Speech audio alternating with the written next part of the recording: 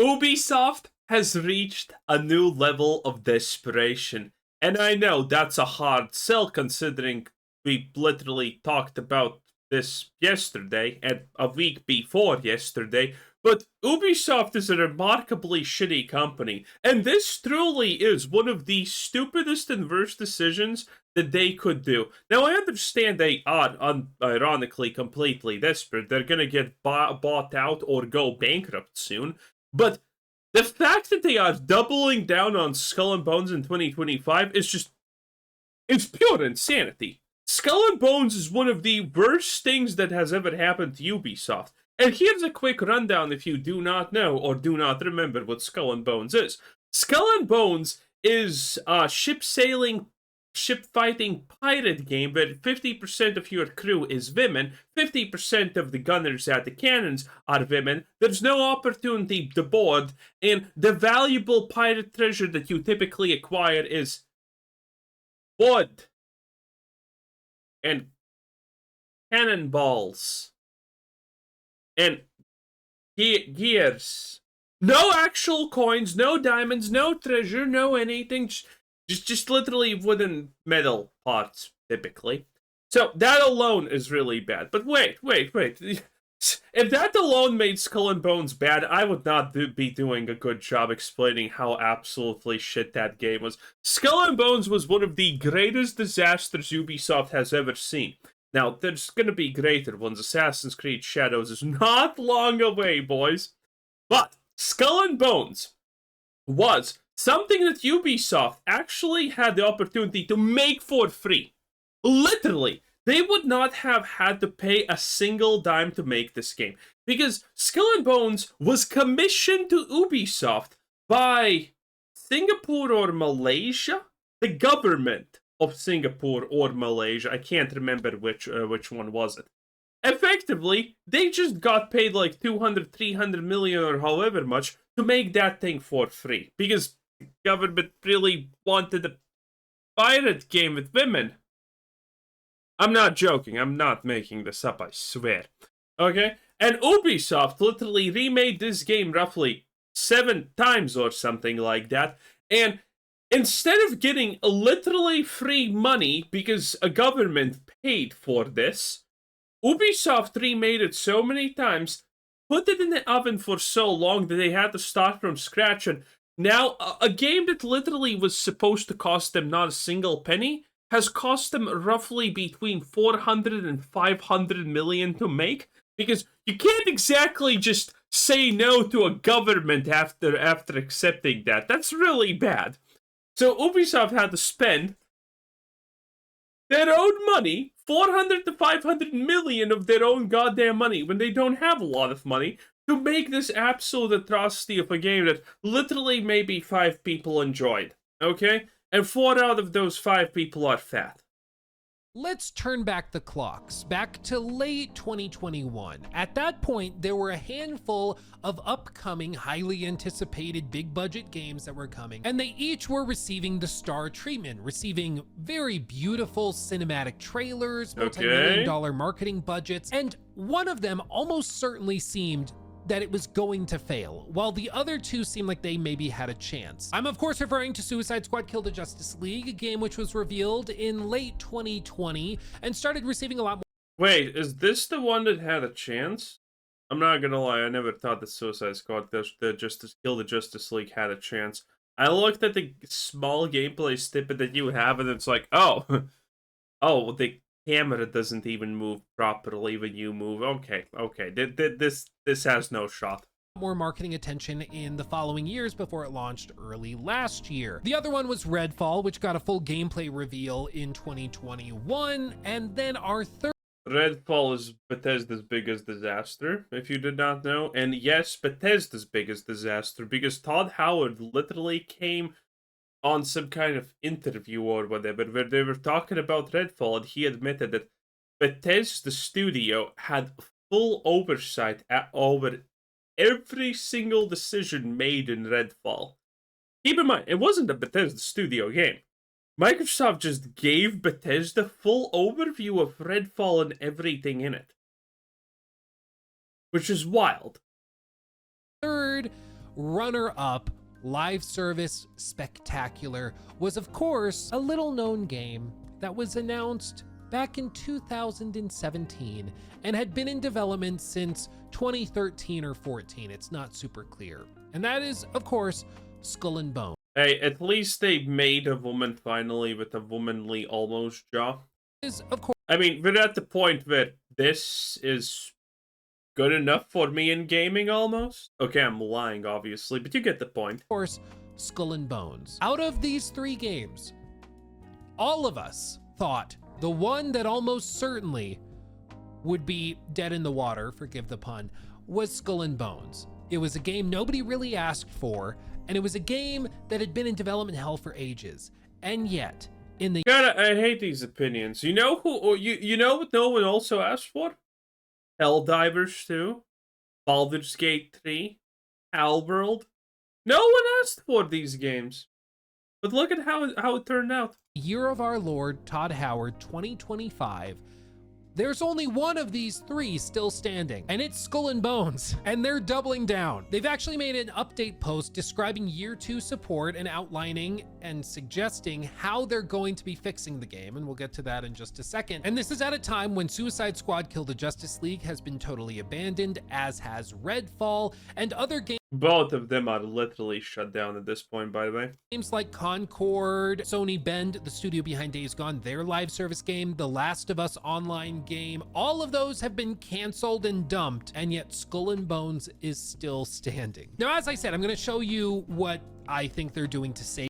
Considering it was a deal with the country, I mean, there's probably some kind of part where they can't just shut it down for a certain period of time. The game and whether or not I think it actually could do it. But more importantly, I'm going to describe to you why I think this is happening and why they're not just giving up Look at all these women of color and black people. Lovely. on it, because pretty clearly I don't think they're making money on this game. I don't think there's that many players, but I do think there is a broader strategy here why Ubisoft continues to push this and is not going to let it just die. But I do want to just say, it is kind of refreshing to get a live service game that doesn't just can itself within a few months, or in the case of Concord, like 2 weeks after its launch. Like, they're actually sticking with it.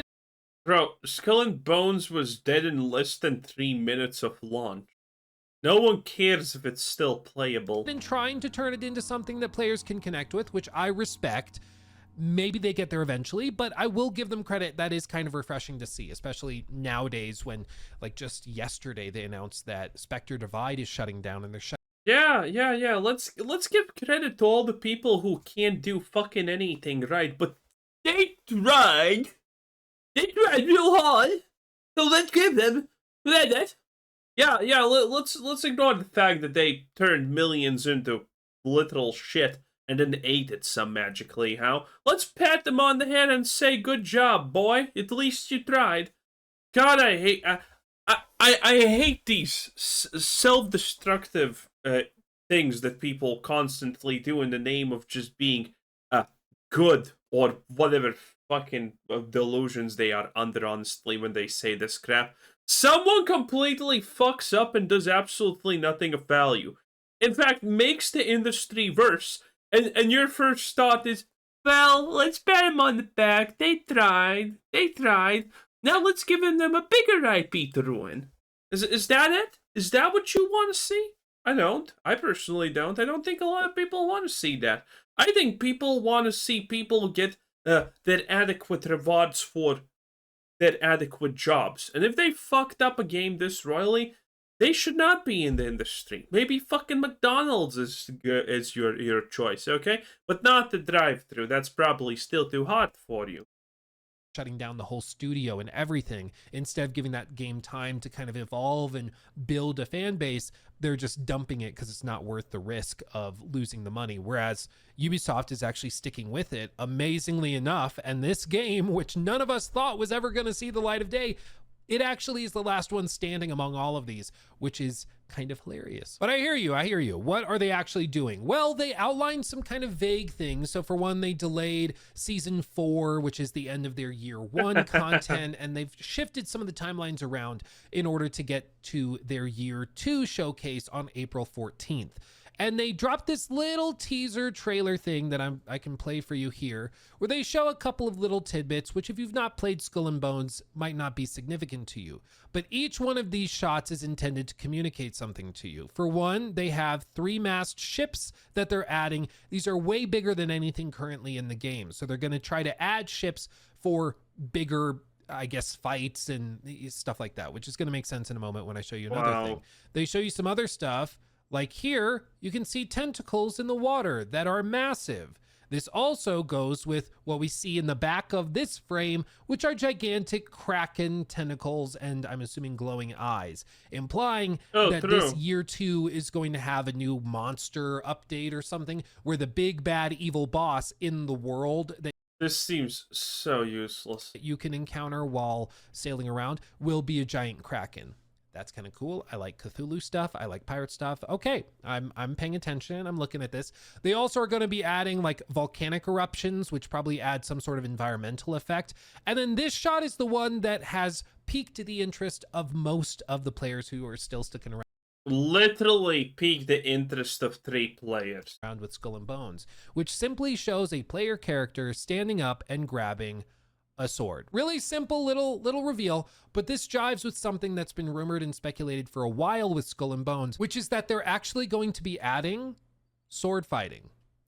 Yeah, I thought he's gonna say that. You need to understand that this doesn't change anything. This is one of the classic mistakes that shitty companies like Ubisoft make constantly. Okay? This is the mistake that Starfield made when they when they introduced the vehicle, buggy, or whatever the fuck you want to call it in Starfield Shattered Space. Because they think just introducing more shit into the game, and I'm very, very deliberately using the word shit right here, okay? They think that introducing more shit and slop into the game is gonna make it good. No, the game is bad, not because it doesn't have a buggy that can be used, it's bad because of other things. Introducing more slop into the game doesn't fix anything. They're going to introduce extremely dull, boring melee combat that no one wants to participate in. That's not going to fix anything. That's just another thing to complain about. Best case scenario, you have someone with, like Luke Steffens with lukewarm IQ saying, "Oh, they had so many things in the game. It's like they're trying. It's like they're trying. It's almost a good game. They need to just fix everything." No. I hear this so often. It's almost a good game. They just need to do this and this and this and this. When you actually think about how much they need to change, when you say stuff like that, you get to the conclusion very fast that they might as well actually just make a new game because that's fast. That's a faster way to fix all of the issues that the game has. Yeah, everything just needs a little touch-ups, a little this, a little that, and it's gonna become perfect. But that's not how we work, okay? That's not how it typically does. Everything can be changed and salvaged and made great. But typically you can't because it's just too long of a process and it's faster to start all over. And like actual player-to-player combat or player-to-NPC combat, PvE, I guess. They're actually going to be adding that. This, if true, is crazy, and I do think is a step in the right direction, and it only further, I think, solidifies why I think they are refusing to let this die, which has to do with another release from Ubisoft later this year. To be clear, in Skull and Bones right now, you just sail your ship around and get in. Does this look good? Sort of dog fights, but I guess they're with ships. And you fight, you sink the ships, you move on. You can dock your ship, get off, walk around on land, but there's no combat, there's no PvE or PvP sword fighting or swashbuckling. You just kind of run around on land, grab some chests, go to a vendor or something, and then you hop back on your ship where the primary gameplay takes place. And this was one of the primary frustrations and complaints that players had when the game eventually did release, was that, like, at the end of the day, what people wanted from Skull and Bones was basically just online co-op Black Flag. That's the people that wanted this. That's what they wanted. What they got with Skull and Bones was just a quarter of the Black Flag experience, but bloated and just clunky and not particularly fun. And so it didn't connect with many people. But now it seems that they're actually trying to take steps to add in the stuff that players actually wanted from the beginning, which that's good. Give players what they want and maybe they will come and play.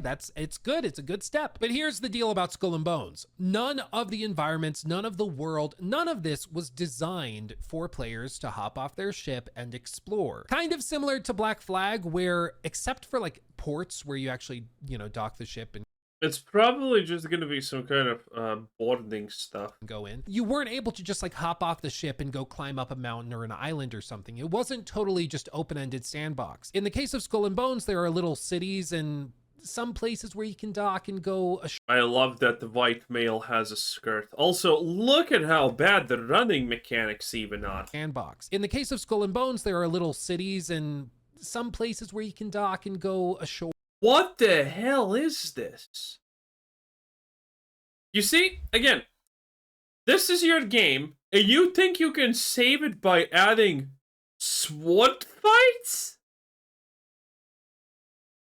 No.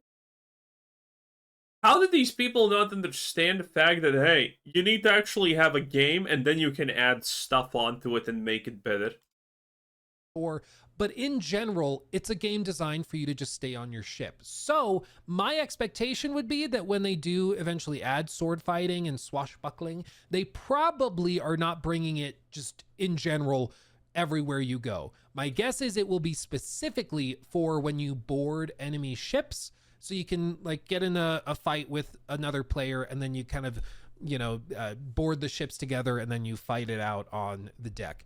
And you might be thinking, how is this even possible? Well, apparently this is one of the main staples of Ubisoft's new technology systems within their games. To put it simply, Skull and Bones uses Ubisoft Anvil, which is the engine that's also powering AC Shadows and all of their future projects in the AC franchise. And one of the ideas with that engine, the engine that makes it so one part of your clothing has snow on it, but the other one doesn't for some reason in a snowstorm. That engine. Yeah, that one. engine is to use something called Ubisoft Scalar Tech, which basically just means that you can have an engine that's primarily designed through cloud infrastructures, so you can update pieces of it without having to fundamentally change whole chunks of the game's backend code. To put it simply, it should in theory make it so you can like add in the AC Shadows weather system into another game that's being made with the same engine. You should be able to copy that parkour system into the game fairly easily,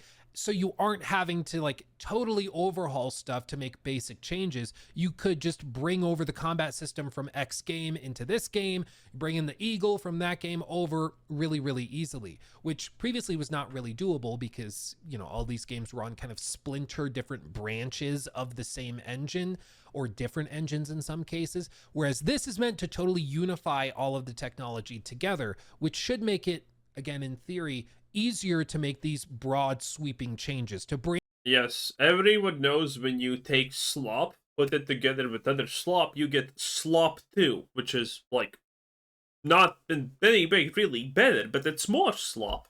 So 10 out of 10. In combat to a game that didn't previously have sword combat. But this brings me to the other question, which is, Luke, why are they sticking to this? Like, they're not making money almost certainly on it at this point. Why Again, probably Singapore's government. are they pouring so much money into it? I mean, there's a couple things we could point to, like maybe it's because they made those deals with the Singapore government where they have like obligations for long. I know Luke Stephens may look like a moron, may sound like an idiot, and act like a fool constantly, but sometimes he does get something right. Longer term development cycles on it that they have to fulfill. My understanding is the deal they made with the Singaporean government for government grants and stuff for Black Flag in this case mandated that they release the game in an original IP, but not that they had to necessarily stick with it for extended periods of time. So there's 100% something about that. And if there is not, Ubisoft is not going to be like, okay, we fucked over the Singaporean government. Now let's shut this game down.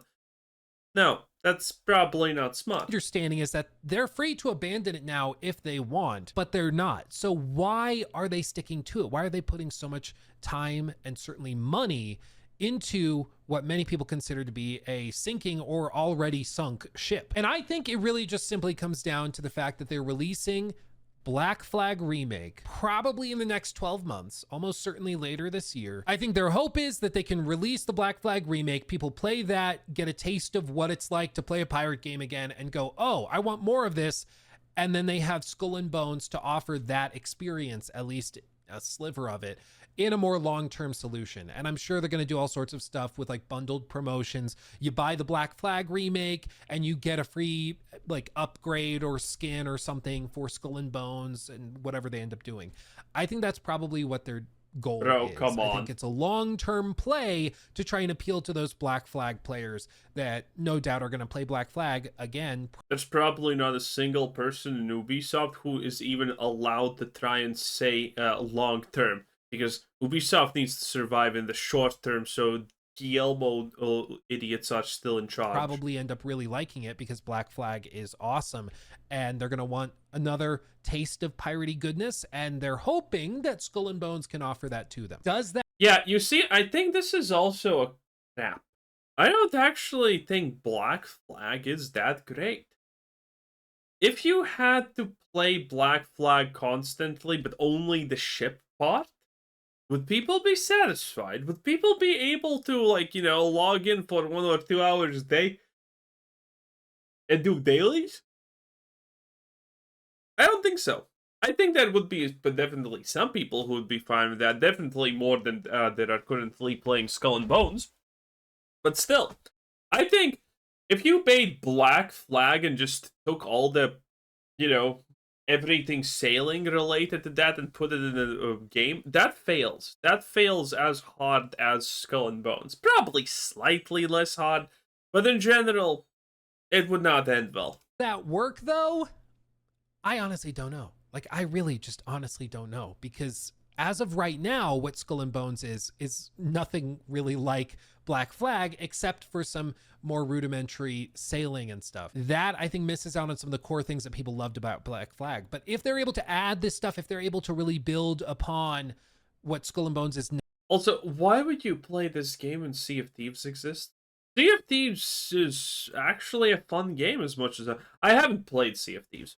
But Sea of Thieves is actually a really fun game, as much as I understand by almost all acclaims. Now and improve it to the point where it actually offers a good amount of what made Black Flag special, I think they actually could see a significant improvement in player count and a lot more interest in the game than they're seeing right now. Because right now, the people who are playing it are just people who really, really like the repetitive questing, the repetitive like ship combat, and just doing the same thing over and over and over again. Whereas if they're able to add some more dynamic stuff and some pieces from the Black Flag remake, I think that could be much more appealing and intriguing to people. And this makes all the more sense, especially when you consider that it's been reported and leaked that Ubisoft Singapore, the same team behind Skull and Bones, is the same team that's heading up development on the Black Flag remake, likely because they already have all this experience with pirate ships and... Bro, what do you mean all this experience with... you look at the game, what experience they have? All the experience they have is bad. If they have a thought, it's probably bad. If they have an idea, it probably doesn't work. You can't just allow people to fail again, fail harder, and then reward them with moving up the ladder and making the new big thing. Okay? They're gonna fail. They're gonna obviously fail because nothing they did in the first game worked. They probably didn't learn shit, otherwise by this point they would have already, like, made the game at least a little bit better. This is how you get Diablo 4 with Rod Ferguson, or whatever his dumb name is. The water sim and all that stuff. So while other teams will certainly help on it, it seems that this team that's doing the Skull and Bones work and the Black Flag remake are one and the same, meaning they can just walk across the hall, put some code they need for X, Y, and Z from the Black Flag remake on a thumb drive and walk it over to their desk and put it in Skull and Bones. I know obviously they use servers and stuff, but you get what I mean. They can share that tech and that code easily. And so it starts to make a lot more sense, I think, when you consider it like that their goal is basically to release the Black Flag remake and try to get players from that into... Okay, let me explain how bad Black Flag is, right? So Black Flag has a mechanic where you can make your ship go vroom, vroom, zoom, zoom, aka pretty fast. And every game that has a mechanic that makes you travel either through running, through oceans with swimming, or a ship, through the air, or in some kind of car or whatever. Whenever, or a horse like Diablo 4, whenever that game has a button that increases your speed by 50 or 100% while moving in the vehicle of your choice, that is a bad design game. There is absolutely never a good situation where adding a speed boost to your thing because you move too slowly is a good idea. Because if you need to add a speed boost, that means that just the speed that you're traversing stuff is too slow and it needs to be by default faster. So the fact that Skull and Bones has a thing where you click it and you sail vroom vroom zoom zoom fast just means that it's bad. Diablo 4, the mount is shit. Everyone hates it when you can't get a speed boost. If your game requires a speed boost for anything, you just need to make it faster by default. It's a bad game. Shut up. Skull and Bones, and by that point they're hoping they have enough new bells and whistles in Skull and Bones that players can get hooked and maybe they can eventually turn a profit on this. Honestly, I wish them the best of luck. I would love to have more piratey goodness. You guys know one of my favorite genres in gaming that I feel is totally underutilized right now is the pirate setting. I think pirates are fascinating. I think it I honestly thought it's Gay Simulator, but hey. works so well with modern sentiments of exploration, the dark and gritty stories you can tell. I think they're so cool, and I love pirate stuff just in general. So I would love a new awesome pirate game. If they could overhaul Skull and Bones into something fantastic, that would be great. I would be so in love with that story of like the comeback from Skull and Bones, all the years in development hell to being awesome. I would Again, it's literally just easier to make a whole new game at this point. Anyway, that was Luke Steffens 10 out of 10. It's been a while, my boy Lukey. It's been a while. 10 out of 10. Bye!